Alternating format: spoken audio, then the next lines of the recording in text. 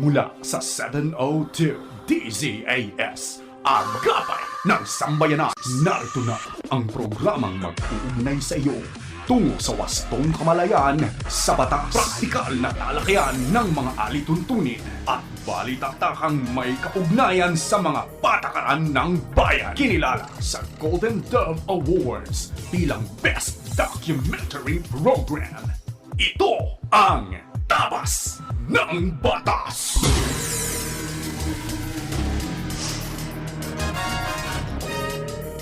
Isang magandang araw po ng Sabado ng umaga sa inyo na aming mga kaagapay, aming mga tagapakinig, tagapanood at mga taga-subaybay. At siyempre po yung mga ating mga taga-subaybay na nasa iba't ibang dako po ng buong daigdig through the wonders of information technology at dito naman po sa ating pinakamamahal na bansang Pilipinas. Napakasarap naman po talagang bigkasin. Luzon, Visayas at Mindanao. Bagamat merong konting kirot po, konting lambong ng lungkot dahil nga po kamakailan lamang ay nasa lanta po ang ating mga kababayan dyan sa Kabisayaan at sa Kamindanaoan. Pero sa biyaya po ng Panginoon Diyos ay nakakabangon na po at nakakabalikwas. At siyempre po, lagi nating binabanggit, 7,641 na mga isla po yan, 17 regions, 81 provinces, 1,489 na mga municipalities, 145 na mga syudad at 42,045 na mga barangays. Kaya po natin sinasabi yan, lagi binabanggit, bukod sa napapamahal ng ating bansa, nagkakaroon po kayo ng mga taga-subaybay ng talagang maliwanag na idea, na larawan kung saan-saan po ang naabot ng ating programa.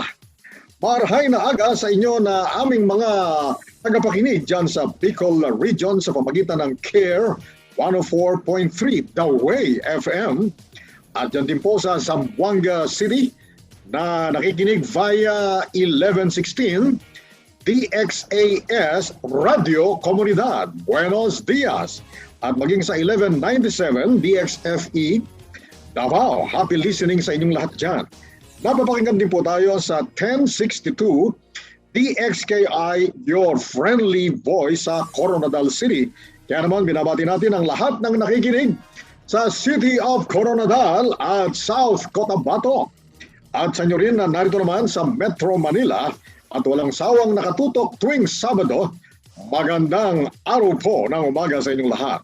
Ito ang programang Tabas ng Batas dito sa paborito niyong himpilan, 702 DZAS FEBC Radio TV. Kami po ay miyembro ng KBP o Kapisanan ng mga Broadcaster ng Pilipinas. Napapakinggan din tayo sa febc.ph at napapanood sa Facebook Live at sa YouTube channel ng 702 DZAS FEBC Radio TV. At siyempre po, meron tayong simulcast sa ating partner television channel 185 sa GCTV. At siyempre po, ito pa rin ang inyong kaagapay, Pastor ni Carlos Kuya Kaloy Cao Jr. At mamaya po ng konti, makakasama na natin, makakaagapay, ang ating kaagapay na abogado, pamangkin buko po yan, Attorney Roel Cao Garcia, para sa ating talakayan mamaya, upang sumagot sa mga katanungang legal. Pero bago tayo magsimula sa punto po ito, nais naming pasalamatan ang ating mga kaagapay na patuloy nating nakaka-partner sa mga ministries ng FEBC. Sa tulong po ng Panginoon at ng inyong suporta, mahigit 7 dekada na po na ating naibabahagi ang mga tamang balita at mabuting balita ni Kristo. At sa mga nais naman na maging kabahagi ng ministeryo ng FEBC, maaari po kayong mag-message sa FB page ng 702 DZAS FEBC Radio TV para sa iba pang detalye. Maaaring, tumutok lamang po kayo at maraming salamat po sa inyo ng mga kaagapay.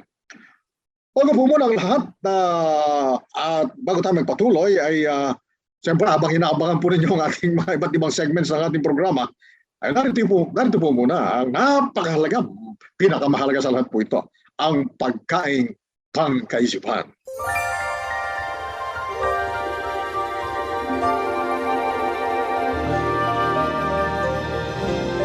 Ang ating pong pagkaing pangkaisipan ay mula sa Magandang Balita Biblia.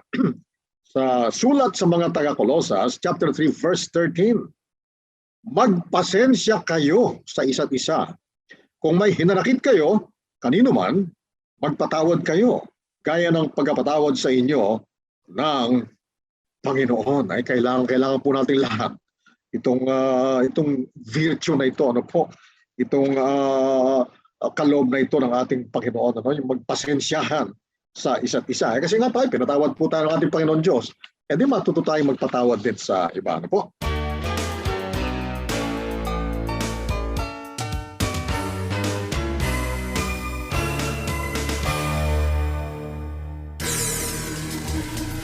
Yan naman po, inaanya namin kayo na makibahagi sa ating usapan ngayong umaga ng Sabado. Magpadala lamang kayo ng katanungan, komento o mensahe sa ating Facebook page sa Tabas ng Batas FEBC.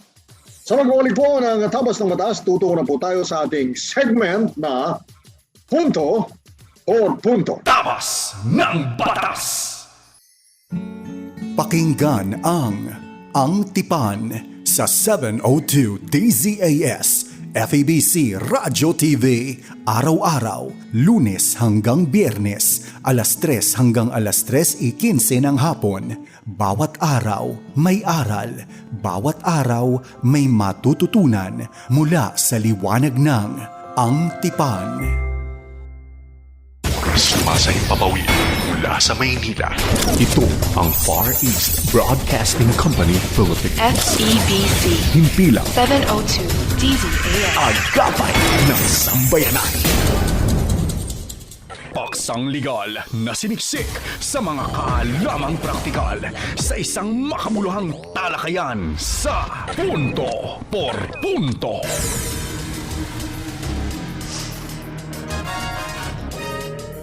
Nagbabalik po ang inyong programang Tabas ng Batas. At siyempre po ito pa rin ang inyong kaagapay, Pastorni, Kuya Kaloy Cao.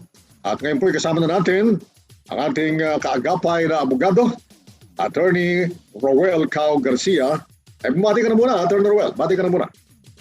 Magandang araw po sa inyo, sa mga tagapakinig natin. At muli po ako'y nagpapasalamat at ako'y muling narito upang bigyan ninyo ng pagkakataon na makapaglingkod sa ating mga kababayan at sa ating mga tagapakinig. Dahil po ako'y madalas na naririto ay may mga nagpapabati na naman. So sa mga taga-Dumuklay, Batangas City, yung pamilya ni Badet Macaraig, binabati po natin. Lagi silang nanonood daw at nakikinig sa atin tuwing Sabado. At nung ako po ay nagtatanim ng mais dito sa Batangas, yung aking mga kasamahan sa Batangas City Corn Growers Association, yung kanilang pangulo ngayon, si Victor Arellano, at yung sekretary nila ay si Mel Soriano. Tagapakinig po natin yan. Kung mga kasama natin sa OCBAS, no? Yung Office of the City Veterinary and Agricultural Services. Magandang umaga po sa inyong lahat. Yan. Salamat po. Maraming salamat po sa inyo na mga taga-subaybay po namin lahat. Tayo po ay inagapayanan ni Ma'am Absedy Ferrer, ang ating production technical staff, si JB Tabua, Benjo Morano, Reggie Villena, Nathaniel Peralta, at ang ating RTV team sa pauna ni Ma'am Eileen Valdez, kasama sina Abby Glindo, Chris Rosete, Ivan Abrenica at Wenmark Palatukan. Tayo po ngayon ay nasa segment na ng Punto por Punto. At napaka-interesting po, presko po itong batas na ito, Attorney Roel. Mukhang yung tinta nito yung tinta nung pinagpirma ni President Rodrigo Roa Duterte, sariwa pa. At ito po ay ang ating talakayan para sa Republic Act 11596. Sabi ko, ito po, pamagat, pakinggan nyo mabuti. Nasa mga dyaryo po, nasa mga newscast, sa loob ng ilang araw na nakakalipas na yan. Prohibition of Child Marriage Law. Prohibition of Child Marriage Law. Sige, Attorney Roel, paano natin umpisa ng talakayan dito? Kasi medyo naging rampant yan no? Na mga batang below the age of majority kinakasal na, no? O, sige, Mga po kayo. ipaliwanag natin. Magaling po at ito'y napirmahan ni Pangulong Duterte nung second week of December nung 2021, last year, ano? Sariwan-sariwa pa nga ang tinta nito. Hindi pa natutuyo.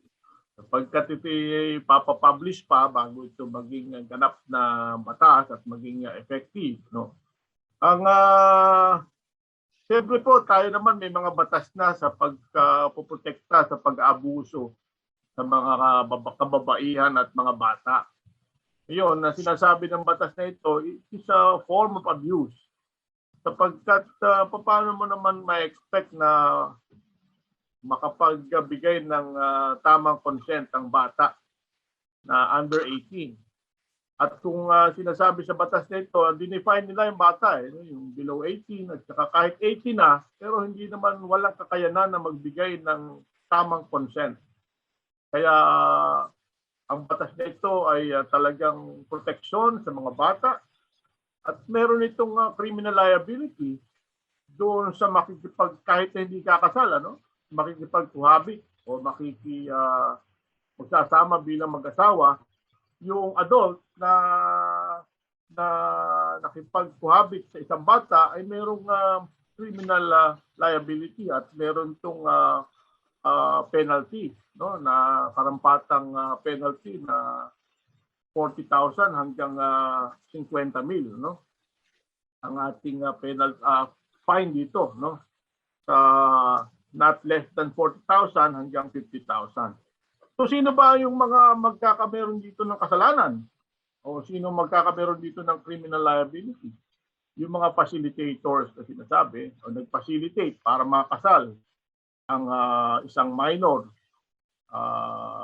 sa isang adult o sa dalawang minor ay yung facilitators o yung naggawa ng paraan para magkakameron ng marriage na child marriage, yung patungkol naman sa solemnization o kung sino nagkasal, no? May liability yun. At sinasabi ng batas na ito ay public crime ito. Ano? Ibig sabihin ay ang ating mga otoridad ay maaaring magsampa ng kaso at maghabla sa nagkasala. Hindi ito kinakailangan mayroong private na complainant, kundi ito ay public crime. At sinasabi dito na ang kasal under ng na pinaprohibit ng batas na ito ay void ab initio. Ibig sabihin ay walang hindi magkakameron nito ng valid effect. O ibig sabihin sa simula pa lamang ay void na o parang walang kasal na nangyari. So kasi meron tayong mga kapatid na Pilipino na meron sa kultura nila na ganito no? At saka yung mga indigenous people natin merong mga ganito. Kaya ang minarapat ng batas na ito na magkameron ng transitory period. Merong window period.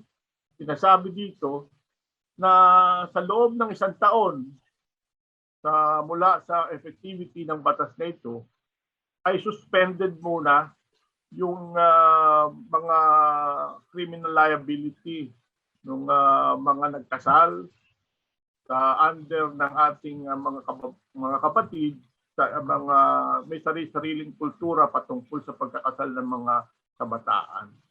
So tandaan po natin kung naging batas ito, ngayong taong ito ay magiging full-fledged na batas, ay meron lamang itong 1 taon na transitory period para hindi suspended ang effectivity ng criminal liability ng mga kapatid natin na magso-solemnize ng ganitong klaseng kasal. Ang pinoprohibit dito, para po maging napakaliwanag sa ating lahat, no? Kamuha na nabanggit kanina ni Atty. Ruel, no? Yung pong nangyaring kasal na yan, ano? Maaring adult of age, ano? Of legal age, yung isang spouse. Pero yung naging spouse niya, yung sa kasalan na yun, ay consider na child Yun po, sagot po yun, ano? O kaya, parehong bata, parehong, ika nga, hindi pa sumasampa doon sa edad ng age of majority na 18 years, ano? So yung pong prohibited, adult, kinasal sa bata, o parehong bata yung ikinasal. Pareho pong may criminal offenses po dyan, ano? At saka, bukod po doon sa talaga ikinasal, ano, na may formalities, ano, na lumalabas na krimen nga po, ano, kapag mayroong involved na child dyan, ano. Kahit po cohabitation lang, o kahit na informal yung pagsasama o yung relasyon out of wedlock, basta po between an adult and a child or between two children. Hindi po pwede yun. Bawal po yun. May criminal liability. Ang parusa dito. Yan, sige. Medyo diinan mo nga, attorney naman yung parusa. Prison mayor po. Maximum period. Mataas po yun. Attorney Roel, pakibanggit mo nga kung gaano ba katagal yung prison mayor na yan. 12 taon po ang pagkakakulong ninyo. At saka po, kapag public official, meron na po siyang disqualification para makapag-hawak ng pwesto sa gobyerno. Kaya po siya ay nasangkot sa ganitong problema. Ayun po, tawag po din perpetual kung government, public officer, Yes, no? Yes, po. Perpetual disqualification from office if he Yes, or she is a public officer, no? At sa bahagi naman nung, magulang, tawag dito ng batas, ascendant. Pagka po sinabing ascendant, maring magulang po yan, ano? Yung mga lolo't lola, ano? Adoptive or natural parents, step parent or guardian, ano, of the child. Aba, yung pong prison mayor, ano po yun, sinasagad sa, Atty. Roel, sa maximum period nung, ibig sabihin, nakabot talaga na 12 taon ang pagkakakulong niya. Hanggat ba isasagad, maximum. Hanggat ba isasagad. Maximum po. At saka po, merong perpetual loss of parental authority. Yes po. Ibig sabihin, wala kayong karapatang maging magulang kapag po sinubo ninyo ang inyong anak sa ganyang kalalagayan. Ako, palagi ko, lalagyan Ganda natin po yung batas nito.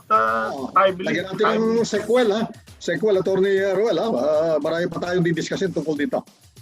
Okay, maraming salamat, Atty. Roel, sa mga paliwanag. Mamaya po sa ating pagbabalik, abangan naman ang akala at panukala segment po natin. Tutok lang kayo, mga kaagapay. Tapas ng Batas!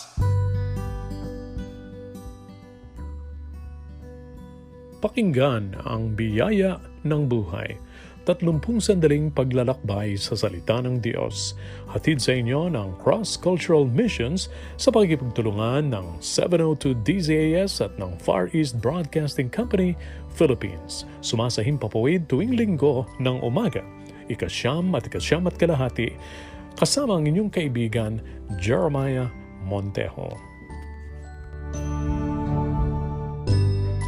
Ito ang 702 DZAS. 702 DZAS. Agapay ng sambayanan na napapakinggan sa buong mundo Sa www.febc.ph.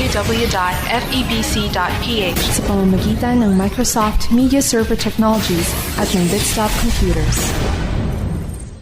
Pagbibigay linaw sa mga palapalagay, ugnay sa mga panukalang batas. Akala at panukala.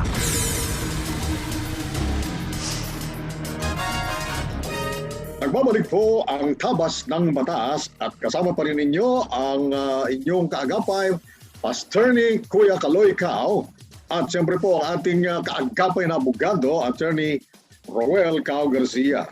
Narito po ngayon tayo sa ating segment na Akala at Panukala at bibigyang linaw natin ang mga palapalagay. Palapalagay pa lang naman po ito. Mga panukalang batas nga po kasi ito. So mga palapalagay muna at nakaakibat ng panukalang batas na ito. Ito po ang panukalang batas, Senate Bill number 2470. A bill imposing higher penalties on quarantine violations Attorney Ruel, napapanahon ito yung mga, ang tawag ko doon, yung mga tumatakas sa quarantine facilities, tawag ko doon, escapees eh. Escapees ang tawag ko dyan. Ano ba naman yan? Kaya nga naka-quarantine para unang-una, protection sa kanya. Pangalawa, protection sa kanyang uuwi ang pamilya, yung mga kaibigan, ang mga kahalubilo, pagkatapos yung dinaviolate. Ito ngayon, naku, titindi ng mga parusa, Attorney Ruel. Paki-discuss mo ka. Po, at ito po kasi ay binabalanse siyempre dapat ng gobyerno ang constitutional right ng bawat Pilipino sa ating liberty. At ang karapatan din, polisiya ng Estado para pangalagaan ng ating kalusugan. Balanse po dapat yan eh. Ngunit sa ating mga sarili, meron tayong mga responsibilidad na pangalagaan natin ang bawat isa. So itong batas na ito ay, sabi nga natin dati, ang conversation is perfect na maghubog o mag-fine-tune ng isang issue. So itong panukalang batas pala, itong panukalang batas na ito, nakita ko 1 milyon kagad, ano? At saka may parusa imprisonment hanggang 12 taon. Nabalitaan kasi natin yung nangyari sa Makati, di ba? So hindi natin alam kung marami kasi sa atin na asymptomatic. Although dapat din pag-usapan yung ating karapatang pantao dito. At yung karapatan, obligasyon naman ng gobyerno na tayo'y pangalagaan.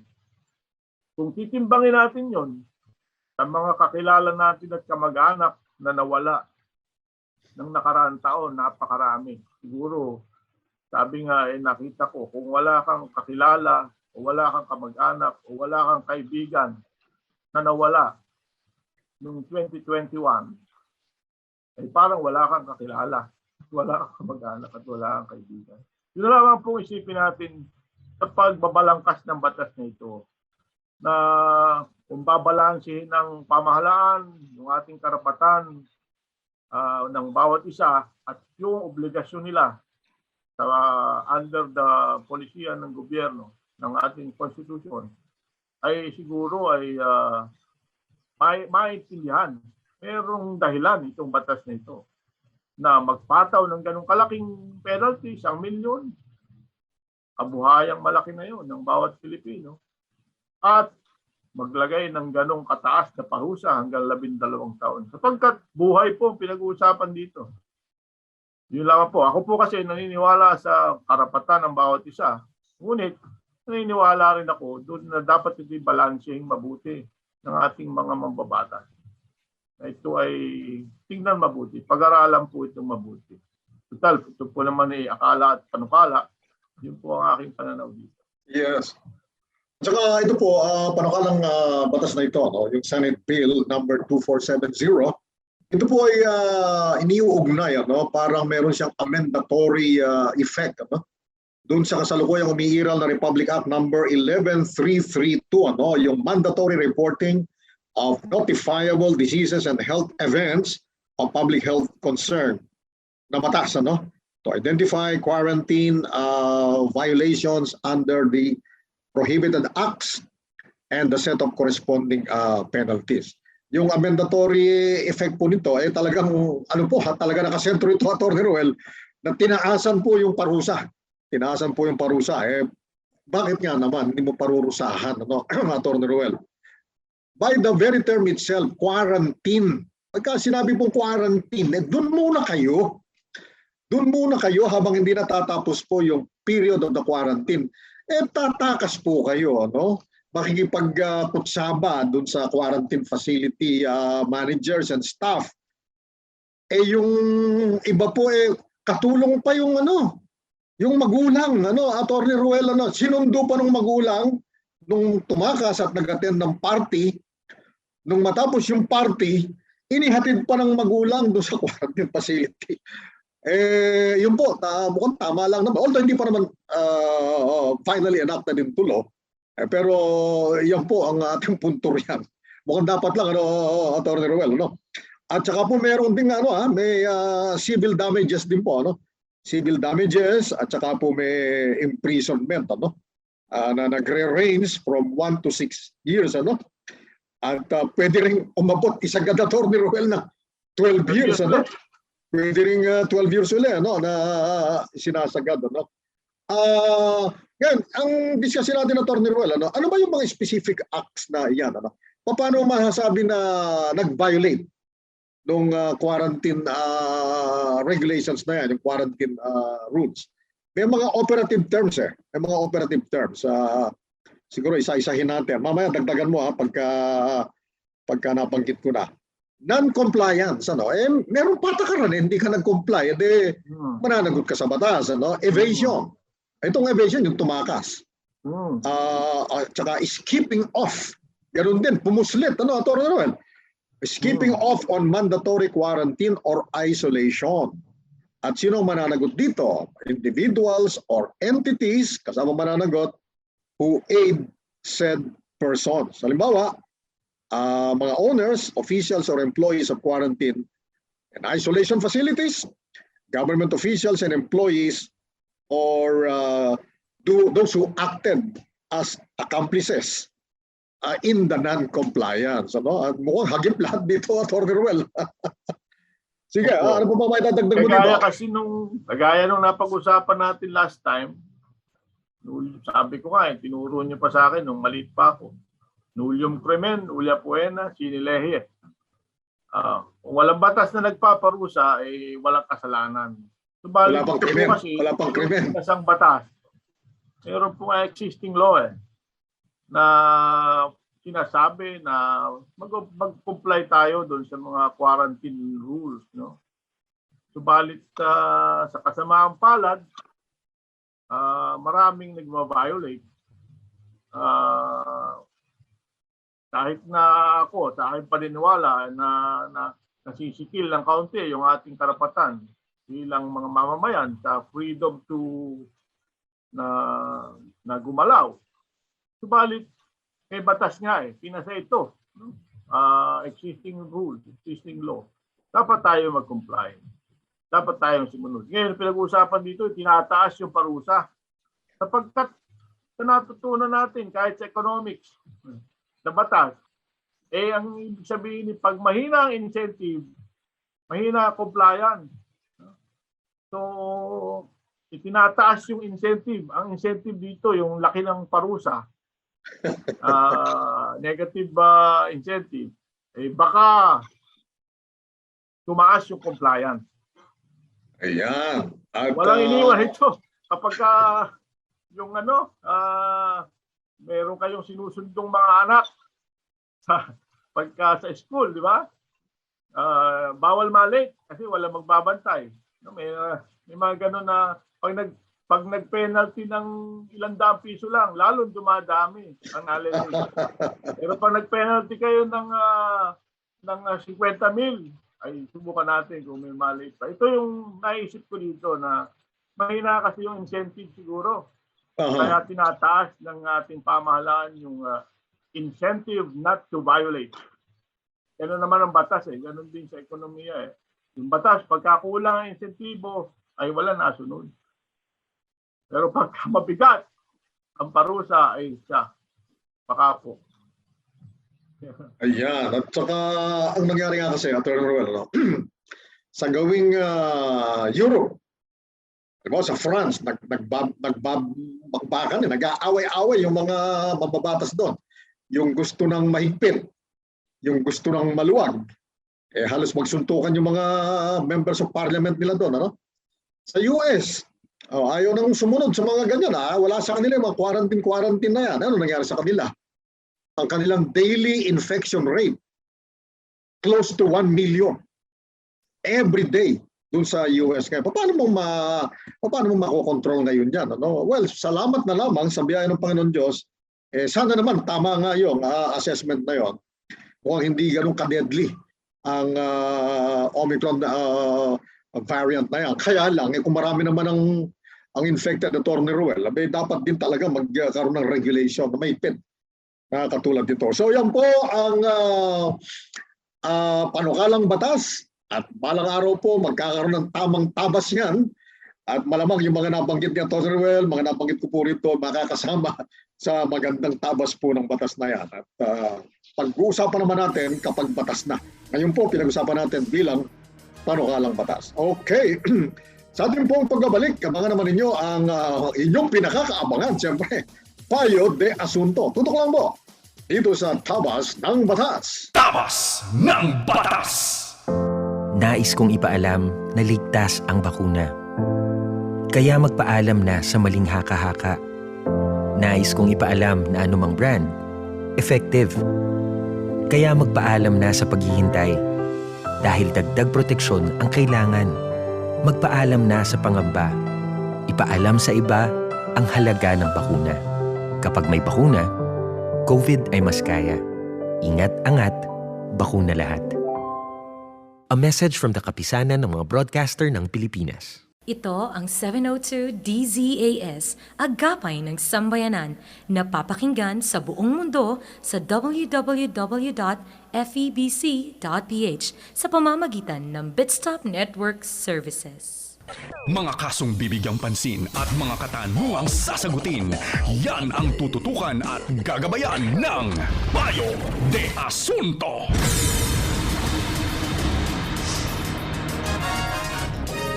Atin po ngayong bibigyan ng mas mahabang oras at lagi naman po natin pinagsusumikapan yan. Ano? Ngayong Sabado, ang ating segment ng Payo de Asunto at bibigyang kasagutan po namin ni Atty. Ruel, ang ating kaagapay na abogado, ang mga katanungang legal po ninyo upang magkaroon ng katugunang legal ayon po sa tabas ng batas. Kaya lang po ito paunawa lamang po muli. Pagka po nagpaliwanag kami ayon sa abot ng aming nalalaman at kakayahan sa biyaya ng Panginoon Diyos, ayon sa aming pagtingin sa tabas ng batas, maaari pong yan ay makatugon sa inyong pangailangan, maaring gusto ninyo yung maging kasagutan, salamat po. Pero may mga pagkakataon po maaring yung tabas ng batas sa paningin namin, hindi yun ang inaasahan yung katugunan, maaring inaayawan ninyo, o kaya naman baka makasakit pa ng damdamin po ninyo, kayo may patatawarin ninyo, tuunawain po ninyo, yan po kasi ang paningin namin sa aming paliwanag. Ito po ngayon, ang una, magtrabaho na tayo, Atty. Ruel.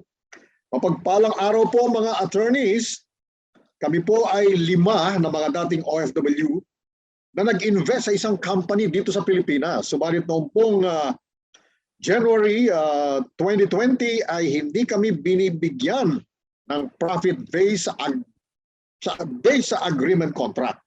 Hindi raw siya binigyan ng profit base sa agreement nila o kontrata. Noong June 2020 ay nagpasya po kami na mag-withdraw na ng aming investment, subalit hindi nila ito maibalik. Nag-issue po ng post-dated checks. Ngunit ng aming i-deposit ay napagalaman po na account close na sa bangko. Ngayon na hindi po sila nakikipag-usap sa amin at ang dati nilang office sa Katarungan Village ay lumipat na raw sa Ortigas at hindi namin alam ang bagong address at contact numbers. Hingi po kami ng tulong kung paano namin makukuha ang pera na na-invest namin. Tinataguan na po kami ng CEO ng company. Sige, Atty. Ruel, pagtulungan natin. Hirap ito, parang sa kwento, parang sindikato, no? So siguro ang mapapayo natin sa kanila, ating pong kapulisan, mayroon mga CIDG sa mga kasama nating kapulisan or sa mga district office ng NBI. Siguro doon sila humingi muna ng tulong para matuntun. Kasi kinakailangan, habla ito. Una-una, pwedeng ihabla doon sa pag-i-issue ng nag-bounce na check. Doon pa lang Based sa kontrato nila, mga estafa ito, sindikato ito Parang sindikato ang tunog. So yun po muna, makipag-ugnayan po kayo sa ating PNP, CIDG, or sa mga district office kung sa kayo naroon, may mga district offices po ang NBI. Mangingi kayo ng tulong doon para malocate, para malaman kung ano ba, baka hindi lamang kayo ito Baka marami pa pong nabiktima ito. So yun po ang naisip ko na hingan ng tulong ng mga ang may problemang ito. Ayun, tama po yung sabi kanina ni Atty. Noel. Yung pa lamang pag-issue ng post-dated check na tumalbog naman talaga, na dishonored po kasi account closed. Yung pa lamang, ano na po yun, na criminal offense na po yun doon pa lamang mari na ninyong kasuhan. Kaya lang hindi matagpuan na Atty. Ruel. May iwas na itong mga nakabiktima sa kanila. Alam mo ba, Atty. Ruel, nung binasa ko ito, preliminarily, right away, tama, pareho tayo ng analysis eh. Nilagay ko kagad sa notes ko, syndicated estafa. Yung kagad ang nilagay ko. So yan, tingin natin, mukhang syndicated. Kaya lamang po mga OFWs, mga malalapit po kayo sa aking puso. Kasi nga po, ako yung dating administrator ng POEA. Actually po, meron mga safe investments na ino-offer po sa inyo. Ano po, nasa pamamahala po ni Presidential Advisor on Entrepreneurship. Ano po, si businessman and Presidential Advisor, Secretary Joey Concepcion. Ano po, marami po silang mga seminars, tuturuan po kayo, ano po, at saka yung mga business loans po, halimbawa sa Land Bank, tutulungan kayo ng OWA, tutulungan po kayo ng Land Bank, kung paano gagawa ng business plan. Sabi nga po ni Atty. Ruel kanina, mukhang biktima po kayo ng isang sindikato rito. Pagka po nangako ng sobrang taas ang return on investment, yung ROI, magduda na po kagad kayo. Wala pong ganyang negosyo na, di ba, Atty. Ruel? Bago-bago, ang lalaki na kagad ng return on investment. Huwag po kayong marahuyo sa ganyan. Ayan. So, yun po So, yung tinugon po ni Atty. Ruel, yung anong dapat nyong gawin kagad, at ang dagdag ko naman po, payo po, na maging maingat po tayo. Okay, ang sumunod na dulog sa atin, magkano po ang possible na pwedeng matatanggap ng isang tenant ng isang 2 hectares na bukid for around 16 years po. Salamat po, God bless. Sabi natin mga abogado rito, Atty. Ruel, there is a scarcity, paucity of the facts as presented. Pero ganun pa man, sige, Atty. Ruel, pag sumikapan natin. Mahina po ako sa math eh. Pero po, tanda ko dito, matagal ng batas ito. 1954, 1963, at saka 1971. Siguro alam ng nagtanong natin na 2 hectares ang sabi niya eh. Dati kasi, ayon sa batas, kapag less than 5 hectares, hindi ka binibigyan ng disturbance fee. Siguro yun ang ibig niya sabihin dito. Disturbance fee kasi binibigay kapag napayagan na ng gobyerno na i-convert yung taniman, pagiging residential, commercial, o educational purposes. Ngayon, compute na lang po ninyo, yung sinasabi po ng batas, tapas ng batas dito ay 555 ang code ko. Ngayon, dati kasi pagka walang 5 years, hindi binibigyan ng disturbance fee. Sinasabi lang, mayroon kang karapatan na advance notice, no? Nabigyan ka ng notice. Pero ngayon, kahit na less than 5 to 2 years, pwede. So magkano? 5 times ng average, gross average ng harvest within the preceding 5 harvest ng 5 calendar years, no? So 5 times gross average nung nagha-harvest kayo sa loob po nung 5 taon preceding calendar year. Calendar years po sinabi sa batas. So yun, multiply nyo. Ganun po ang magiging matatanggap ninyo. 5 times ng gross average na harvest. Kung kumikita kayo ng ganitong halaga, i-multiply nyo sa 5. Tapos, kung doon sa pabalik na 5 taon na umaani kayo within the 5 calendar year. Yan. So yun po, kaya na po mag-calculator. Yun po ang tapas ng batas doon. Well, anong relevance ng yung angle na ng tanong niya, no? Sabi mo 555, ano? Kasama din yung 5 hectares. 2 hectares lang na bukid. Ano maging implication dito? Po, ang relevance nung araw, yung mga unang batas, tagal na yan, hindi pa ako tao. Pagka walang 5 hektarya po yung sinasaka, hindi po nakakakuha ng disturbance fee. Pero noong 63 at 71 na batas ay naroon na po, hindi na sinabi yung condition sine qua non na Yung 5 hectares. hektarya, hindi na sinabi doon. Okay. Naalis na yun. At sinabi lang, 5 times the average ng harvest, gross average ng harvest, saka yung 5 years na preceding doon sa panahon na siya ay aalis na bilang Okay. Ayun po, klarong-klaro na po yan. Klarong-klaro na po yan. Ginamitan kayo ng mathematics ni Attorney Ruel. Ano? Ito ang durog sa atin. Ito ang durog sa atin. May na-order kami. Si ate ang tumingin sa cart ng Lazada. Then ordered to deliver sa Pilipinas. Ibang-iba po yung picture sa i-deliver. At wala sa list yung mga goods at super kaunti po. Kaunti po sa amount kumpara sa quantity kumpara sa amount na binayad namin. Sa dami po ng goods ay hindi fair sa binayad namin. Paano po ba namin ipaalam sa Lazada yon para hindi na sila makapangloko ng iba? Hindi na maka-message sa reviews ng seller. Hindi ko masyado na kayo ang mga magagaling sa IT, Attorney Roel, yung last sentence niya, hindi na maka-message sa reviews ng seller. Ano ibig sabihin nun? Sige, pakipalawanag mo, Attorney Roel. Kasi po sa mga platform na yan, Lazada or Shopee, yung po kasing Lazada or ganyang Shopee, vehicle eh. Hindi naman sila actually nagtitinda. Vehicle yan para makapagnegosyo tayo doon. Kahit tayong dalawa o tayong mga pagka meron tayong pagbebenta, pa-partner tayo sa platform na yon, tayo yung seller. Okay?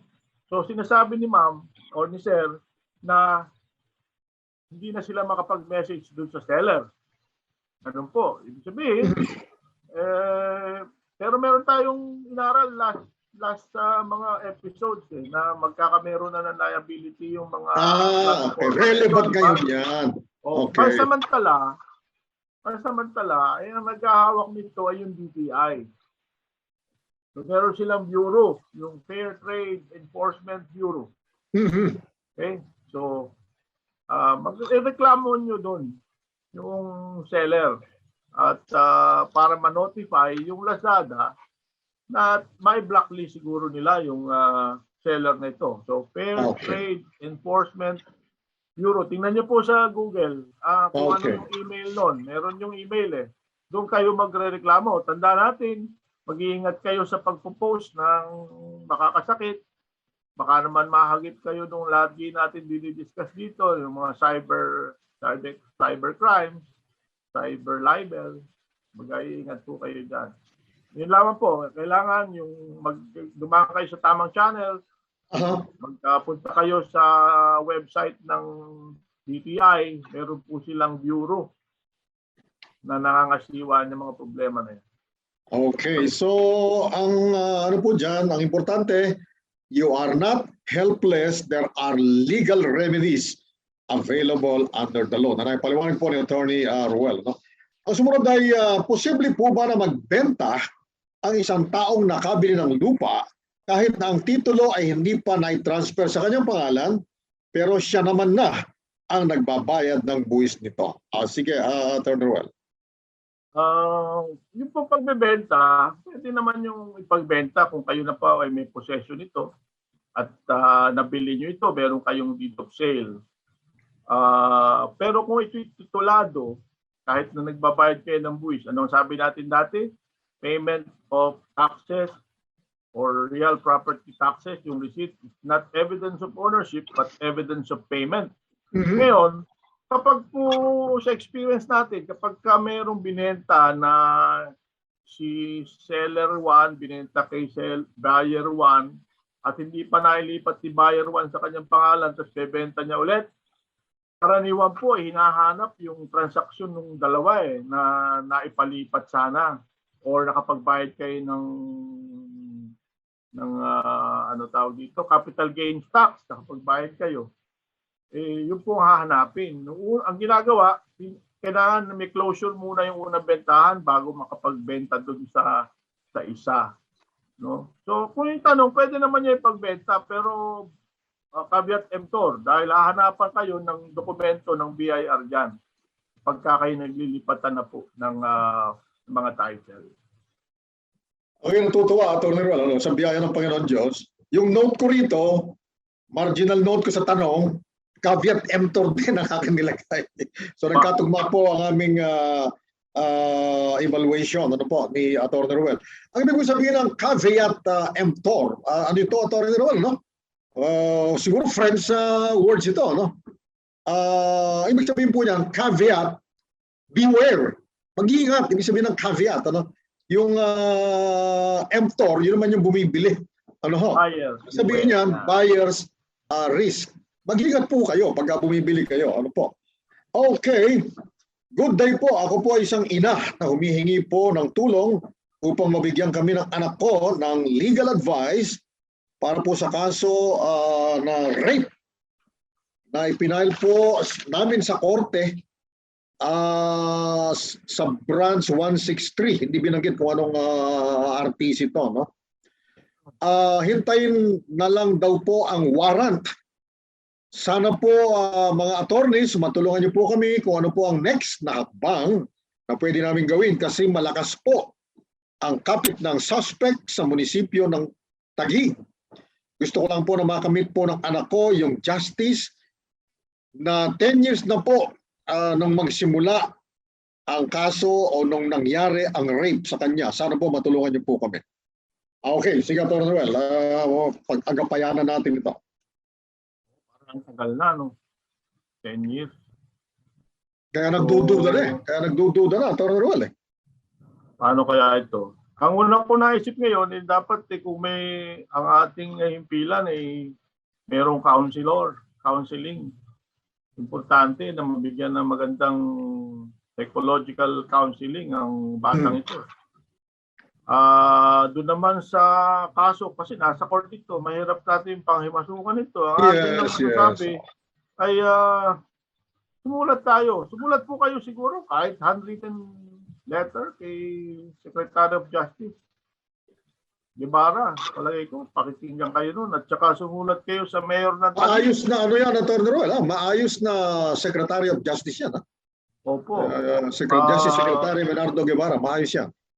May kayo ng tulong doon at magtanong kung bakit, kung ano ba talaga ang nangyayari dito.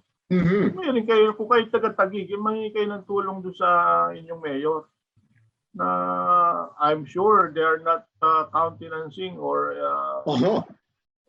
mga ganitong problema. Hindi ito, baka haka-haka nyo lamang po yung malakas o kapagkat mga responsible LGUs natin, hindi ito ika-countenance o hindi ito kukonsintihin. So, yun po matutulong namin sa inyo na sana ay ang ating mga nasa DCAS ay mabigyan dito ng psychological or spiritual counseling. Pagkatapos, gumawa po kayo kahit handwritten letter, ipaabot ninyo, ihulog ninyo sa koreo, address kay Secretary of Justice para matulungan kayo. Siguro, Atty. Ruel, medyo naiinip lang talaga. Dapat lang naman, kasi 10 taon na nga naman nangyari eh. Pero at least umaandar po yung kaso, ha? Mula po sa piskalya, mukhang naisampa doon sa branch sa 163, kaya lang, bakit kaya naghihintay pa ng warrant of arrest? Siguro alias warrant of arrest siguro ito, Atty. Ruel. Baka na may na-issue ng warrant of arrest, baka hindi na i-serve, Baka hindi makita. Hindi makita, So yun po, humingi po kayo ng tulong. Sige po, butihing Justice Secretary po. Si Justice Secretary Menardo Guevara at sumulat po kayo, maaari kayong mabigyan ng pagkakataon dyan po sa inyong kahilingan. Ang sumunod po ay ito. Ask ko po if as a church, may karapatan ba ito sa mga sale ng properties ng kanilang pastor na biglang umalis nang walang paalam dahil sa malaking pagkakautang sa mga individual members at sa tagalabas ng church o mga unbelievers? Malungkot ito. Magpapadala kami ng sulat sa nasabing pastor asking for confirmation na okay sa kanya na ibayad diretso ang amount ng sale ng kanyang personal property sa aming church. Example po, ang eskwela. Ay bayad dito sa mga utang niya. If ever na di siya papayag, anong pwede na move ang dapat naming gawin bilang church para ma-force po siya, ma-pressure siya na makabayad. Sige, Atty. Ruel.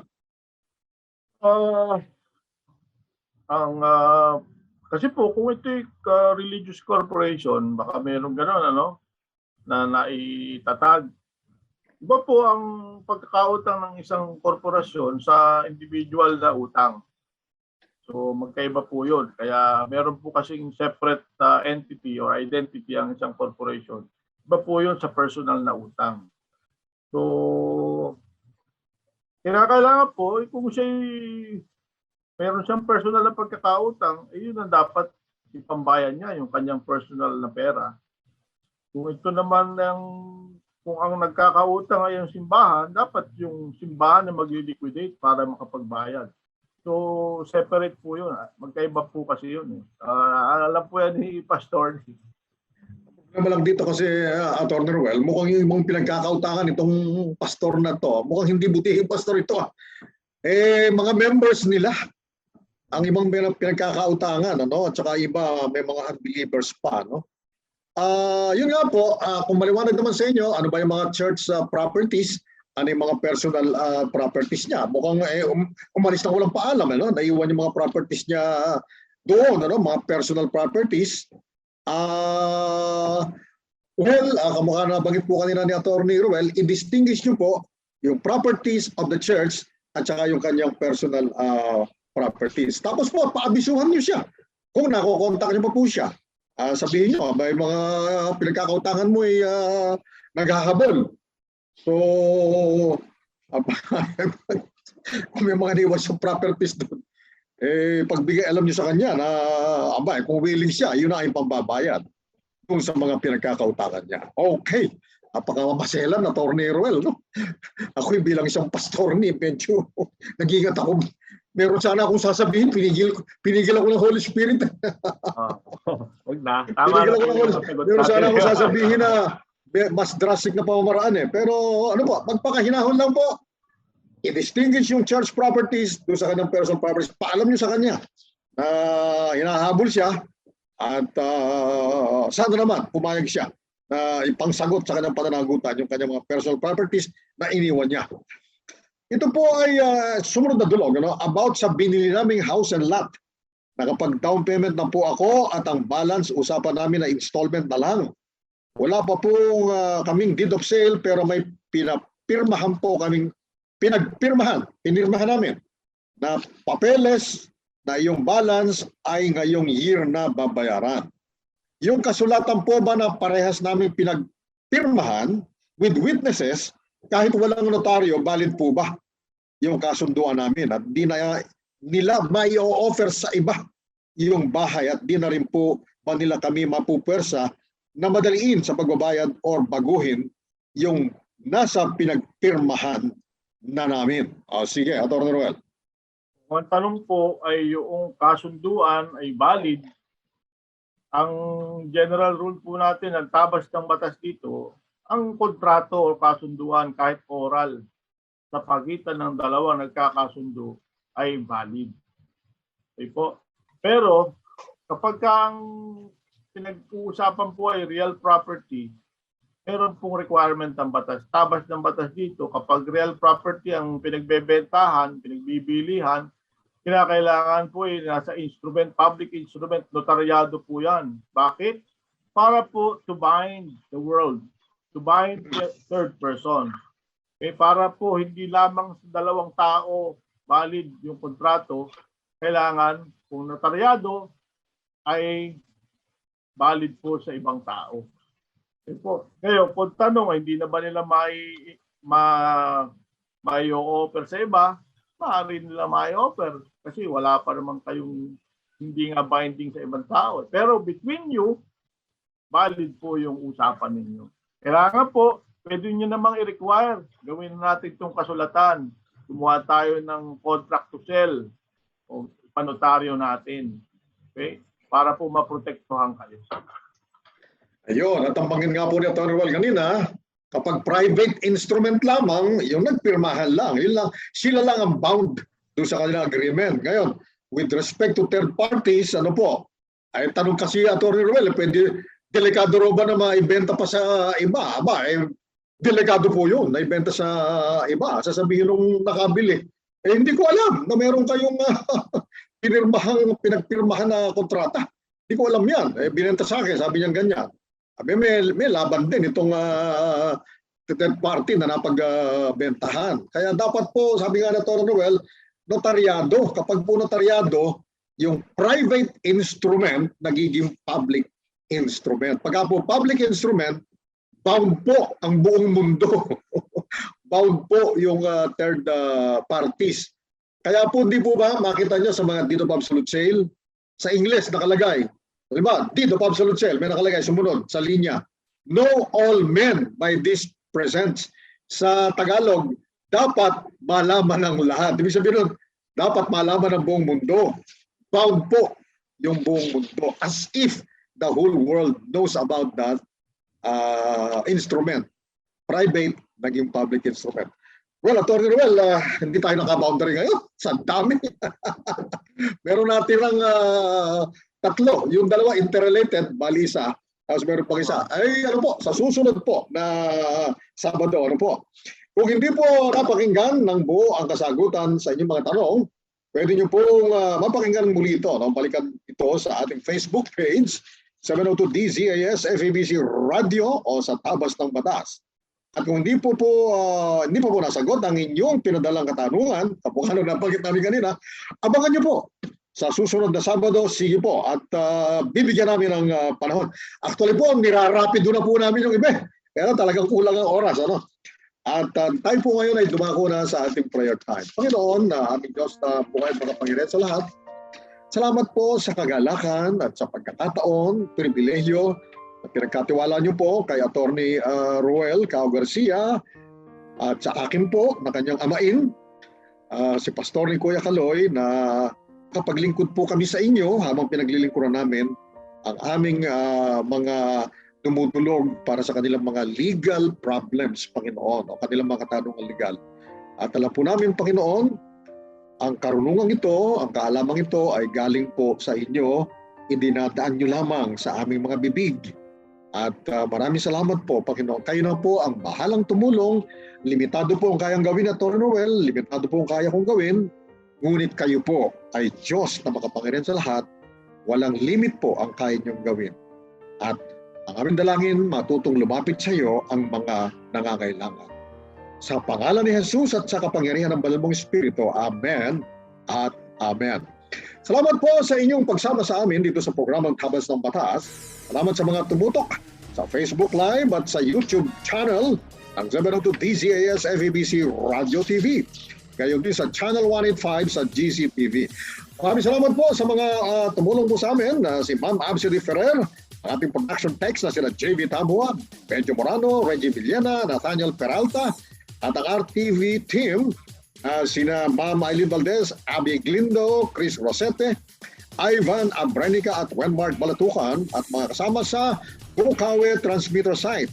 Kami po ang inyong kakampi sa batas tuwing Sabado ng umaga. Ako po si Pastor ni Kuya Kaloy Cao at nagpapasalamatan muli sa ating kaagapay na abogado, Attorney Roel Cao Garcia.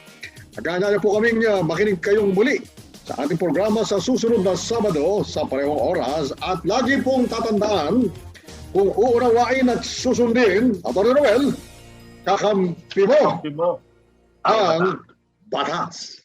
Nais po naming makarinig mula sa inyo para sa mga kuro-kuro, mungkahi o mga bagay na nais ibahagi sa palatuntunang iyong napakinggan. Sumulat lamang sa 702 DZAS, Agapay ng Sambayanan, 1 Corporate Center, 46th floor, Doña Julia Vargas Avenue, corner Meralco Avenue, Ortigas Center, 1605, Pasig City.